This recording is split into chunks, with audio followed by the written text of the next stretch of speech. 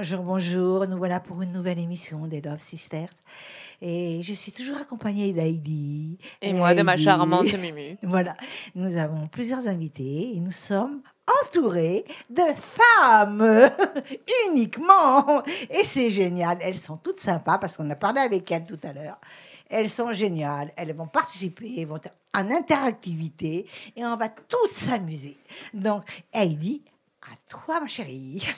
Alors, bonsoir Florence. Bonsoir Heidi.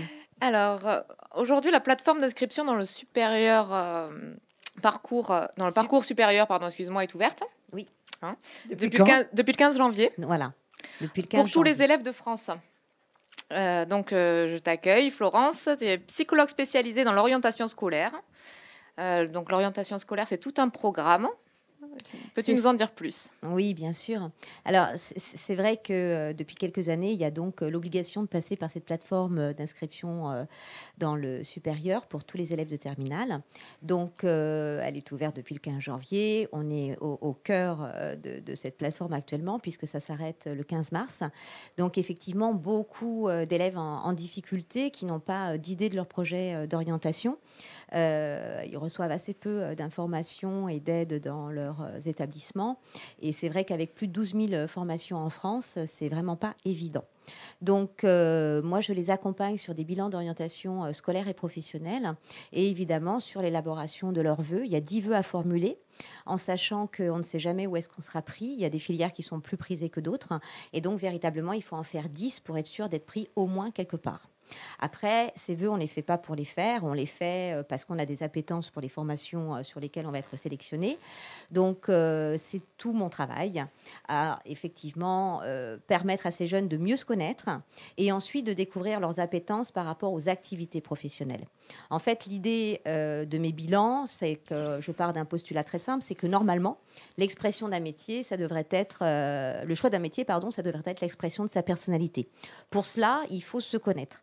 Donc, en psychologie, on travaille de toute façon avec deux méthodes principales. D'une part, des tests, mais aussi des échanges verbaux. Donc, c'est pour ça qu'au niveau de ce bilan, eh bien, on alterne l'exploration de la personnalité avec différents tests, l'exploration des intérêts professionnels avec différents tests, mais aussi une méthode verbale où on va aborder des choses que les tests ne peuvent pas aborder, comme par exemple, qu'est-ce que c'est pour un jeune le travail? Est-ce que c'est une rémunération? Est-ce que c'est un prolongement de lui-même? Est-ce que c'est être utile? Est-ce que ça peut répondre à un besoin de reconnaissance? Tout ça, c'est pas mesuré par les tests. Et en même temps, c'est des choses qui sont importantes. Donc, l'idée, c'est vraiment de pouvoir l'accompagner sur un projet. Ouais, pour pouvoir le cibler vraiment. Exactement, un projet qui lui tienne à cœur. Les cursus, maintenant, sont longs. Donc, quand on s'engage sur des cursus de 3 ans ou de 5 ans, c'est important de ne pas se tromper. Donc, quand on fait un bilan, on ne se trompe pas. La caractéristique de ces bilans également, c'est que non seulement donc, on leur donne l'approche théorique de leur motivation, mais que j'ai un réseau de professionnels qui est à la disposition de tous mes jeunes pour pouvoir les rencontrer et leur fournir des témoignages sur, par exemple, la façon dont se passe une journée de travail, pourquoi eux, ils ont choisi ce travail, quelles ont été les bonnes, les mauvaises surprises. Autant de choses qui vont effectivement permettre aux jeunes de se projeter. Parce qu'une fois qu'on lui a donné sa piste prédictive de métier ou de secteur professionnel, c'est pas évident pour lui, effectivement, de se l'approprier. Par contre, dès lors qu'il rencontre des professionnels, effectivement, il a cette possibilité de se projeter et surtout d'avoir envie. Les professionnels peuvent également le recevoir sur des immersions de 48 heures ou même des stages de 5 jours pendant les vacances scolaires. Donc, véritablement, le projet est totalement validé une fois qu'il a terminé son bilan. D'accord. Quels sont les besoins actuellement, d'ailleurs?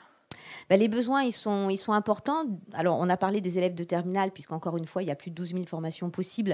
Et il y a 4 filières qui sont très prisées, comme si tout le monde voulait faire ça. Psycho, STAPS, LAS, donc enseignement passe, médecine, et droit. Alors qu'en fait, ces filières sont très prisées uniquement parce que les jeunes les connaissent et décident d'y aller, soit pour suivre quelqu'un, soit parce que les parents leur ont donné cette information. Et il y a d'autres filières, comme des filières dans l'environnement, donc vraiment sur des métiers de demain, qui sont totalement désertés parce qu'on ne les connaît pas.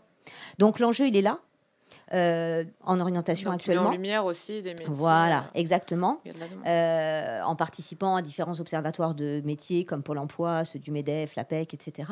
Et c'est donc effectivement tout à fait précieux pour eux d'avoir ces informations et d'aller s'engouffrer sur des filières où il y a de la place et où il y a du travail.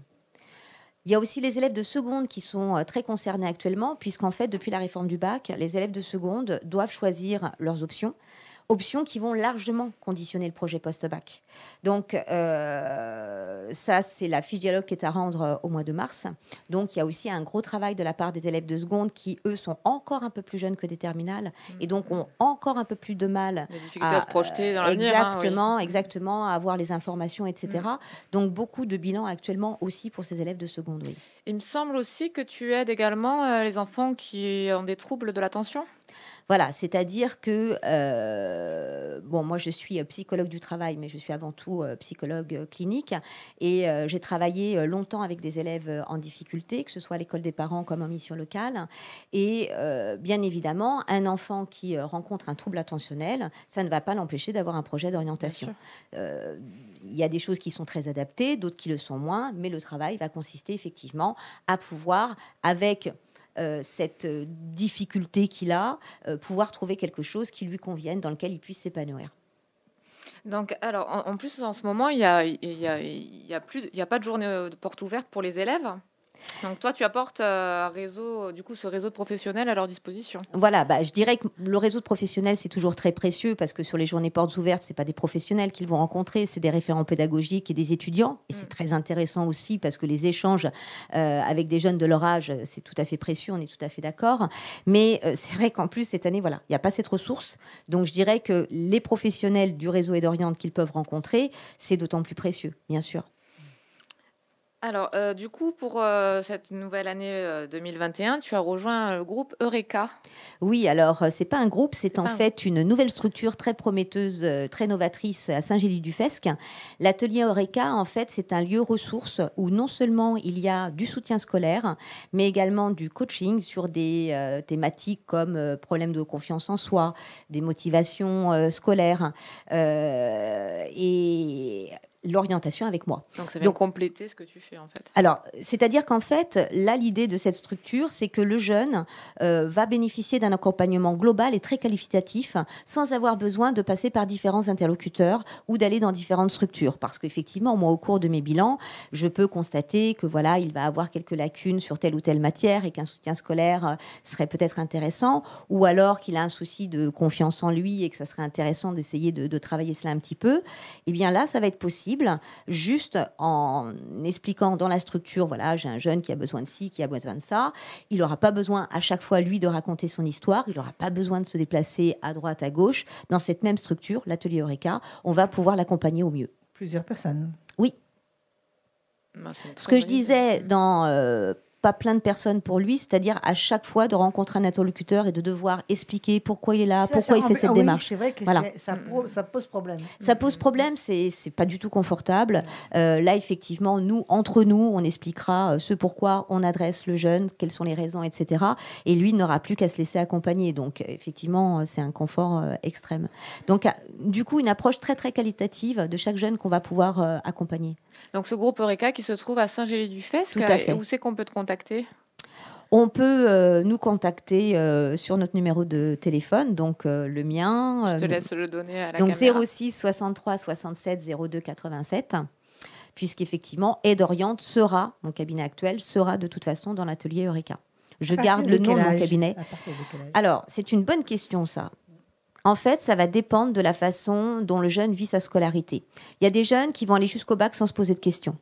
Donc, à la limite, on attend la seconde où là, il a le choix de ses options. Et puis, il y a des jeunes, dès la 4e, ils se posent des questions, ils remettent en cause les efforts à fournir. Pour certains d'entre eux, ça peut aller très loin et c'est ce qu'on appelle les décrocheurs scolaires. Et pour d'autres, tout ça, ça manque de sens, ils s'ennuient énormément. Et à partir du moment où ils font un bilan d'orientation et où, du coup, ils vont effectivement avoir un but, ça change tout. Exactement. Donc, à peu près à partir de la 4e. Alors. Voilà, ça peut démarrer à partir de la 4e. Tant que tout se passe bien, qu'il n'y a pas une grosse remise en cause, et on peut attendre la seconde. Certains élèves de 3e, par contre, s'il y a une orientation vers le professionnel, j'ai aussi beaucoup de demandes par rapport à ça, des parents qui sont inquiets de la voie professionnelle, alors qu'elle est pleine de richesses en réalité, et que parfois il vaut mieux faire un beau bac pro et rebondir ensuite sur du supérieur, c'est tout à fait possible, qu'un mauvais bac général ou un mauvais bac techno. Donc des demandes aussi en troisième, mais encore une fois qui peuvent avoir lieu dès la quatrième en cas de Mis à difficulté. part ton numéro de téléphone, je pense qu'on peut trouver facilement Eureka. L'atelier Eureka, 18 l'atelier avenue de Eureka. Clapas à Saint-Gély-du-Fesque. Oui. D'accord. Eh ben, en tout cas, merci beaucoup, Merci Florence. beaucoup, c'était génial. Merci à vous. Et elle Oui, parle vite et bien. J'aimerais juste dire merci beaucoup parce que moi, au moment où je cherchais à m'orienter dans ma vie, des structures comme les tiennes, ça n'existait pas encore. Et les orientations qu'on nous donnait, c'était vraiment très réducteur. Donc merci, c'est vrai, hein. une belle action. Elle parle vite, mais bien. Hein, elle parle vite et bien. Elle a fait aucune erreur. Merci. C'est tellement compliqué pour les jeunes aujourd'hui. C'est vrai que de plus en plus tôt, on te demande qu'est-ce que tu veux faire plus tard. C'est vraiment pas évident de savoir sa voie. Et puis là, il y a vraiment une démarche complète en orienté, fait. ouais, voilà, c'est c'est pas ça, juste d'être tu bien vas encadré. trouver des études et un métier. Là, tu as une démarche complète de l'être en fait. Donc merci. Oui, complètement. Partir de sa personnalité, de lui, de ses appétences, pour ensuite l'emmener sur, là, pour le coup, du professionnel. Alors que souvent, ce qu'on fait, c'est qu'on leur donne plein de revues, plein d'infos sur des écoles, etc., comme si ça allait leur sauter à la figure. Alors que non, il faut vraiment partir de lui et simplement, après, on lui fournit ce qui est susceptible de l'intéresser. Ah oui. Génial, génial. Tu es vraiment bien et agréable. Et C'est un plaisir de t'écouter, tu sais. Merci infiniment. Et maintenant, c'est au tour de Mimi d'accueillir Océane et Marilyn. Et Marilyn que je connais depuis fort longtemps. Oui. On se connaît bien. Elle était moins maquillée quand je l'ai connue.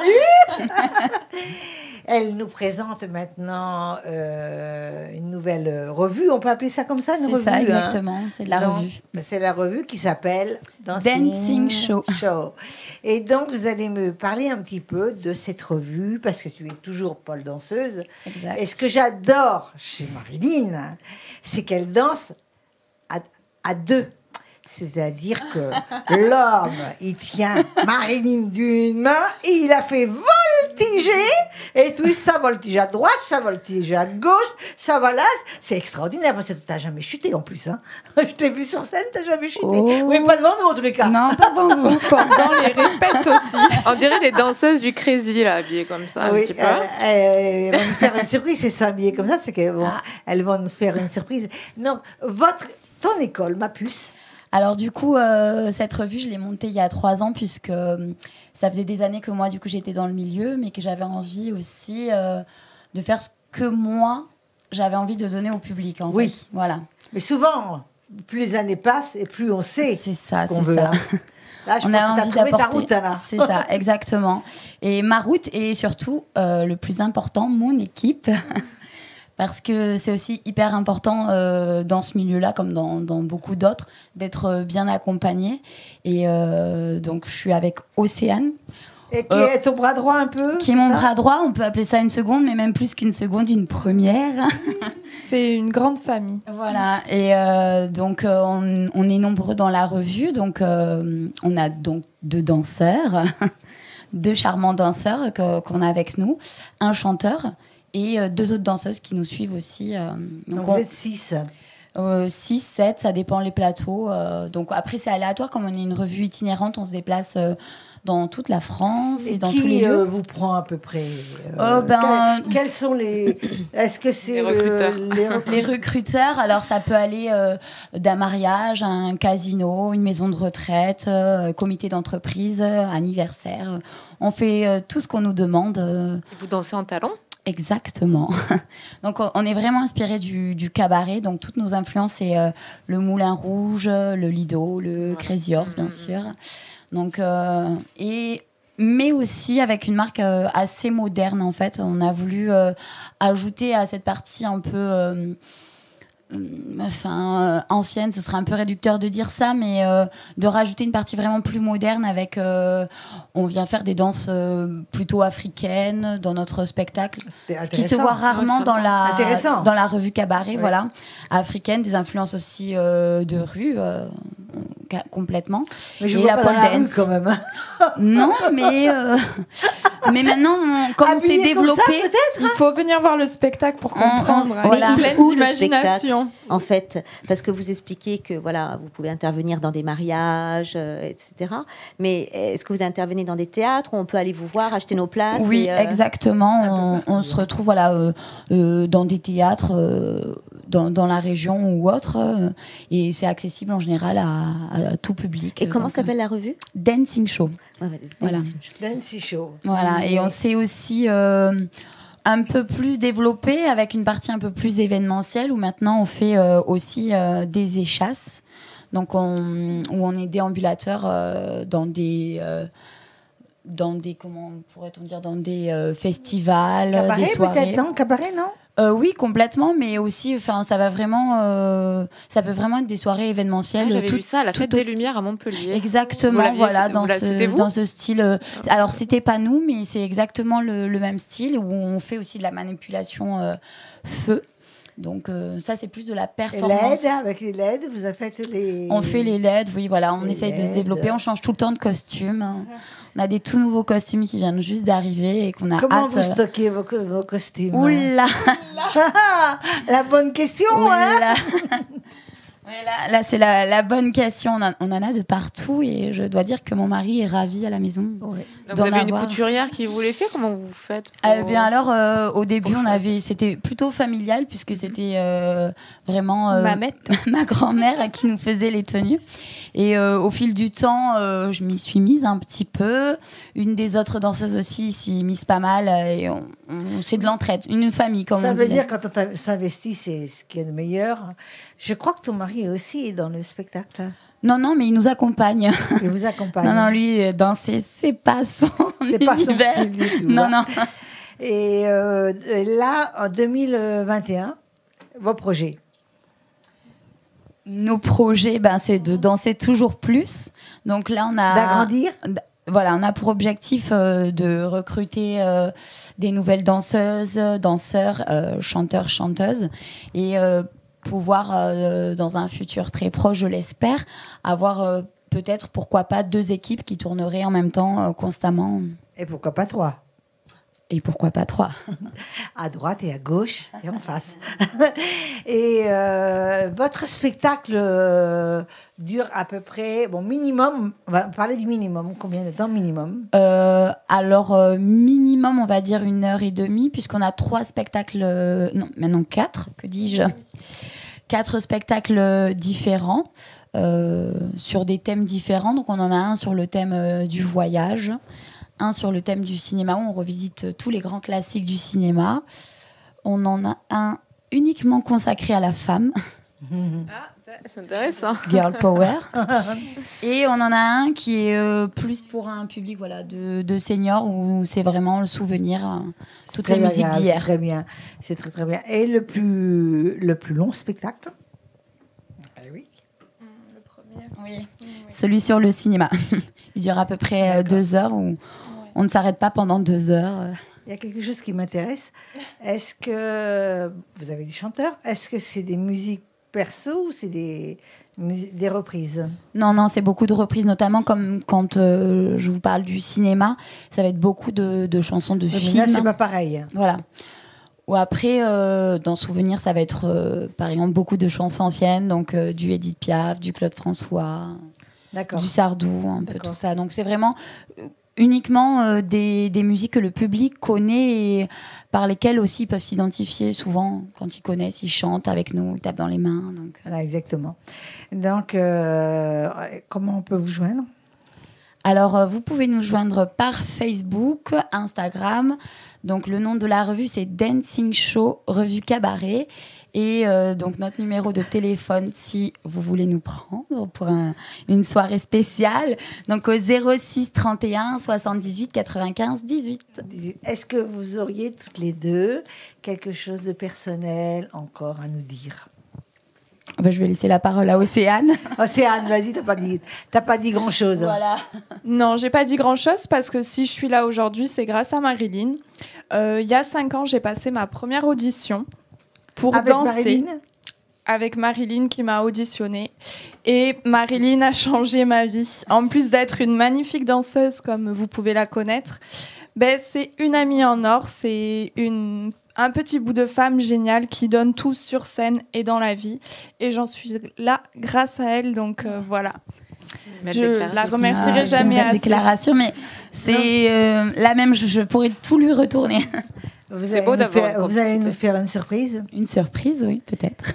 Vous allez nous réserver une belle surprise, je crois. Une belle surprise, oui. On a hâte de vous voir. On se revoit tout à l'heure. À tout à l'heure, merci beaucoup. Merci à vous.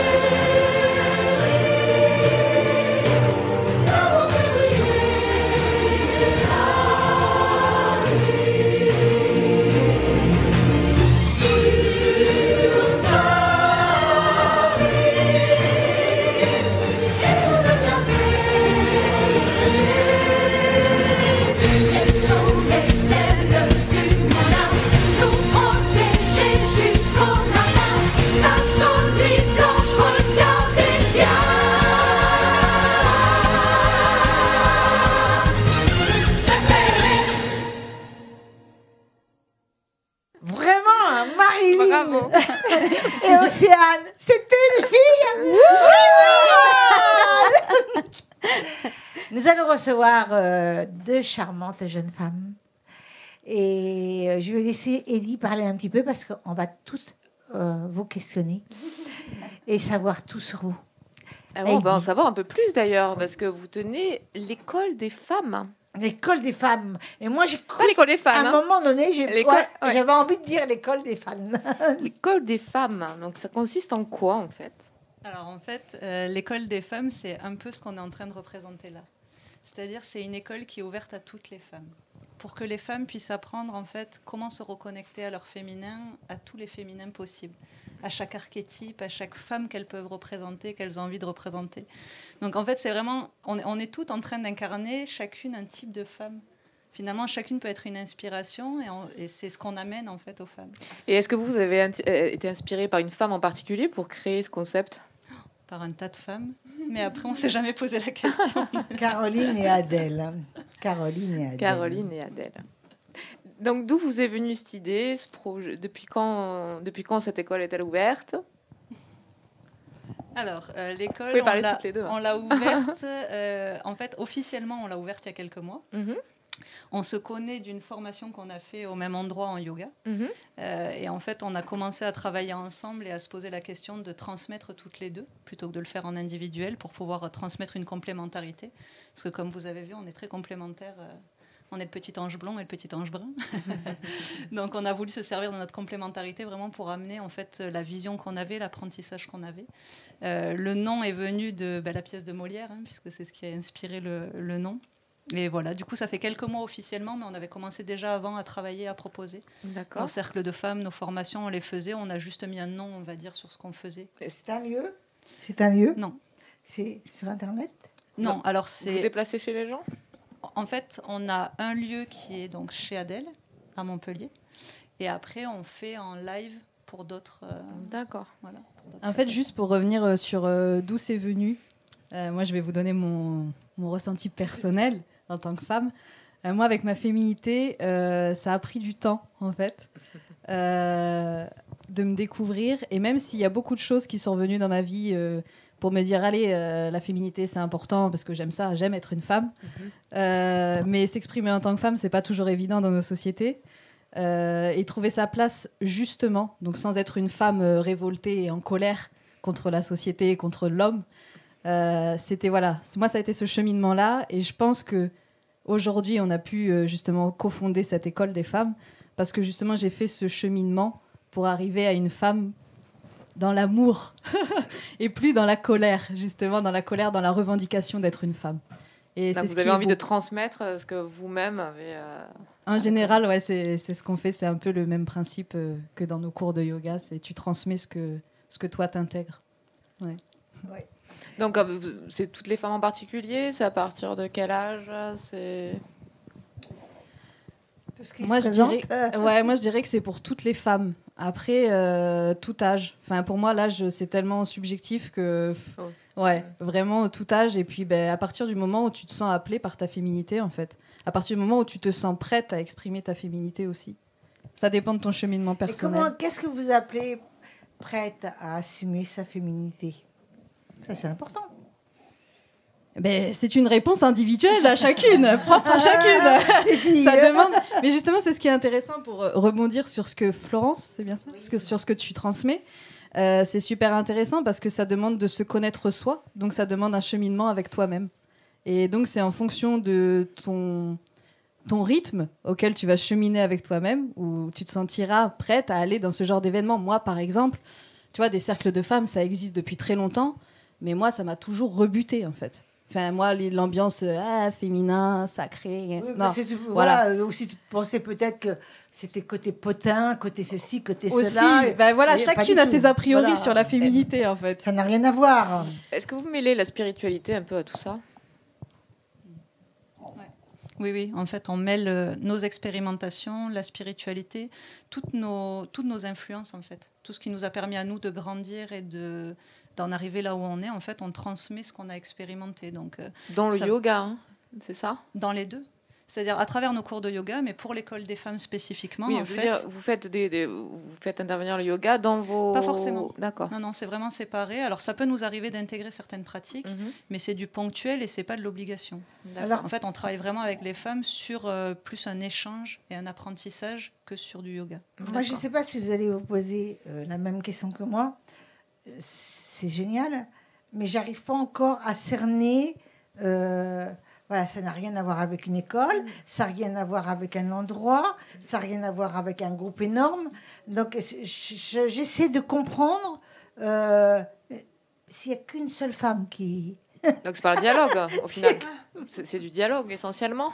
En fait, on a plusieurs façons de procéder, si tu veux. On a nos cercles de femmes, c'est-à-dire qu'en fait, on accueille les femmes soit sur un lieu, soit en live, donc chez elles, sur lesquelles on propose une thématique qu'on va aborder. Voilà, donc il y a différents types de thématiques. Par exemple, là, par exemple, ce soir, on fait un live sur les cycles féminins menstruels lunaires. Donc, on explique aux femmes, en fait, leur cycle féminin.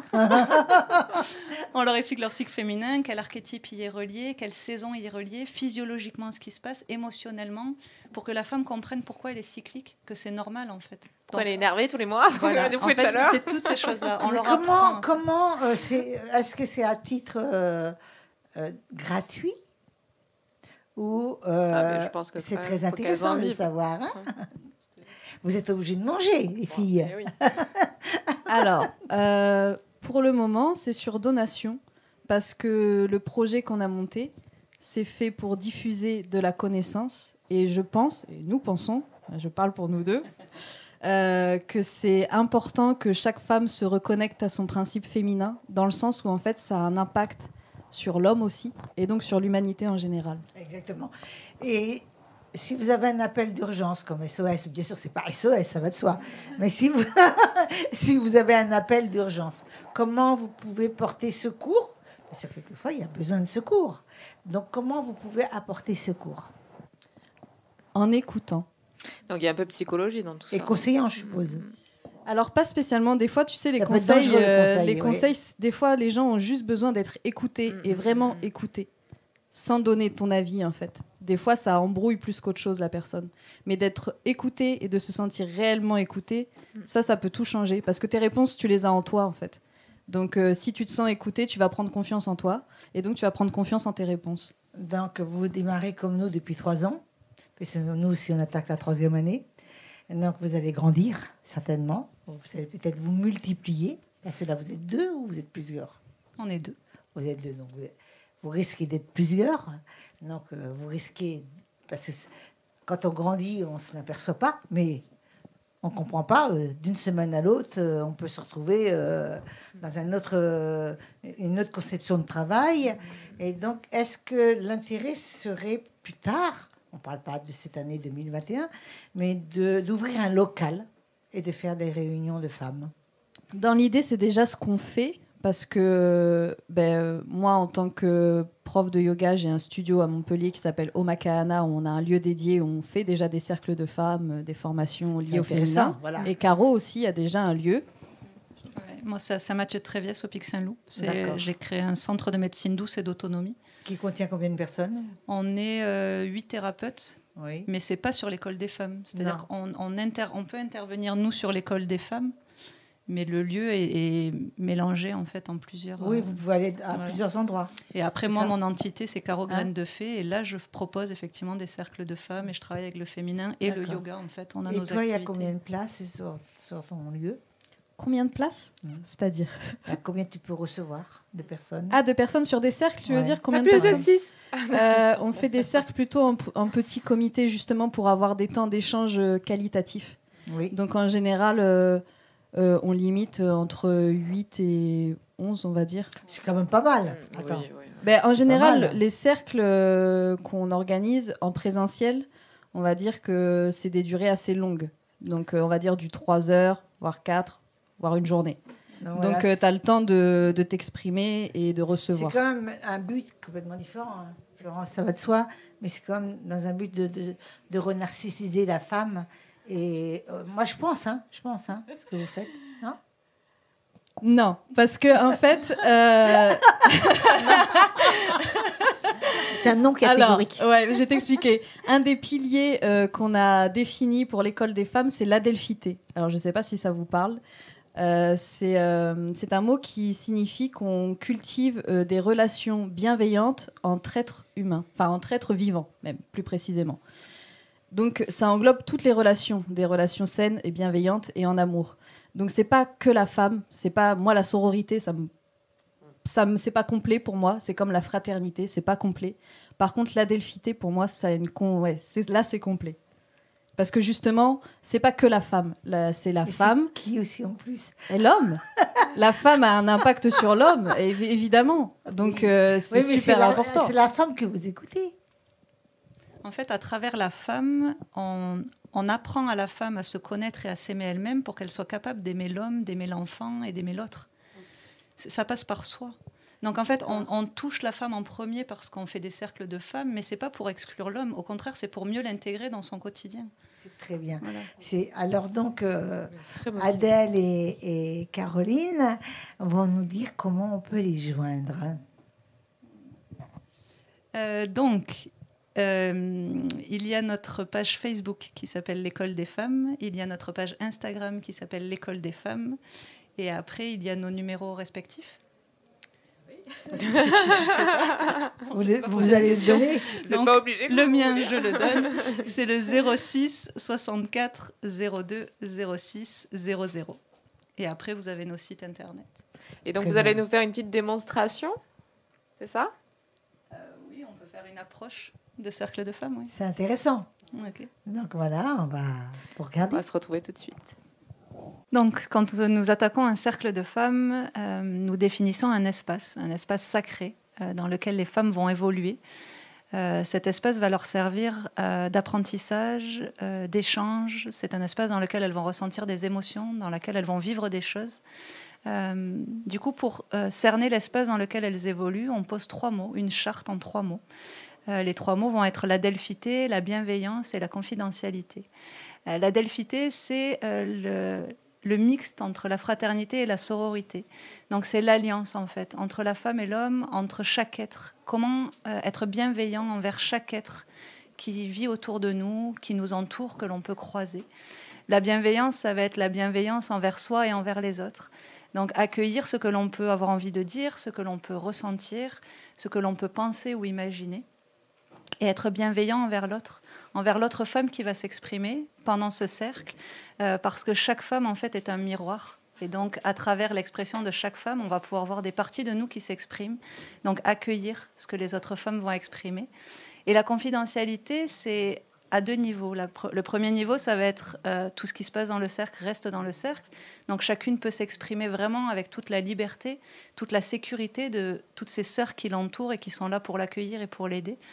Et la confidentialité, on demande aussi aux femmes qui assistent à nos cercles de ne pas dévoiler ce qui se passe dans le cercle, parce que elles vivent ce cercle parce qu'elles ne savent pas à quoi s'attendre et que ce qu'on leur fait vivre, en fait, les fait émerger des choses en elles. Si on leur avait dit à la base ce qui allait se passer, c'est le mental qui serait venu gérer, et donc elles ne vivraient pas l'émotion, elles ne pourraient pas apprendre à expérimenter de la même façon. Donc voilà les 3 mots que l'on pose dans la charte. Une fois qu'on a posé cette charte, on demande à chacune de s'exprimer, de se présenter pour connaître en fait les membres du cercle. On se présente également toutes les 2. Et une fois que tout le monde est OK avec tout cet espace que l'on a créé, on poursuit par une centralisation. Donc on prend le temps de s'installer de manière confortable et puis on ferme les yeux pour entrer un peu plus en intériorité, à l'intérieur de soi. Laisser tous les stimuli extérieurs, tout le quotidien. Et puis on va porter notre attention sur notre respiration, cette respiration qui nous accompagne à chaque instant dans notre vie, cette respiration qui nous met en vie. Et puis on va venir déposer nos 2 paumes de main sur la poitrine, sur la zone du cœur, pour se reconnecter un peu plus à cette porte, en soi, là où l'énergie du cœur prend vie et peut se diffuser à travers soi et autour de soi.